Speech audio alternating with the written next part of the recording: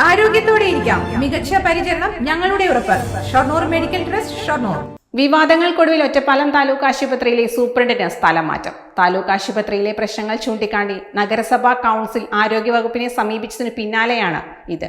പാലക്കാട് ജില്ലാ ആശുപത്രിയിലേക്കാണ് സ്ഥലം മാറ്റമെന്ന് നഗരസഭാ അധികൃതർ അറിയിച്ചു. ആശുപത്രിയിൽ കിടത്തി ചികിത്സാ സൗകര്യങ്ങൾ പ്രയോജനപ്പെടുത്തുന്നില്ലെന്നും രോഗികളെ സ്ഥിരമായി സ്വകാര്യ ആശുപത്രികളിലേക്ക് ശുപാർശ ചെയ്യുകയുമാണെന്നായിരുന്നു പ്രധാന പരാതി. പോസ്റ്റ്മോർട്ടം നടപടികളിൽ നിന്ന് ഡോക്ടർമാർ ഒഴിഞ്ഞുമാറുന്നുവെന്ന പരാതിയും വ്യാപകമായിരുന്നു.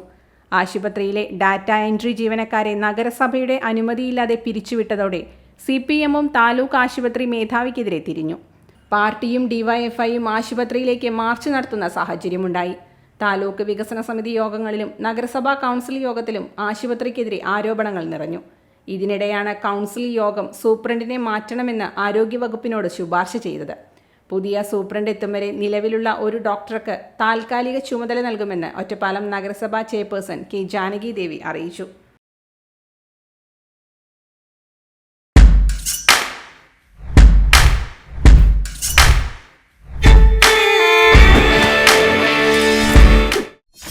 .view ന്യൂസ്, കാഴ്ചകളാണ് ലോകം, കണ്ടു തുടങ്ങുക.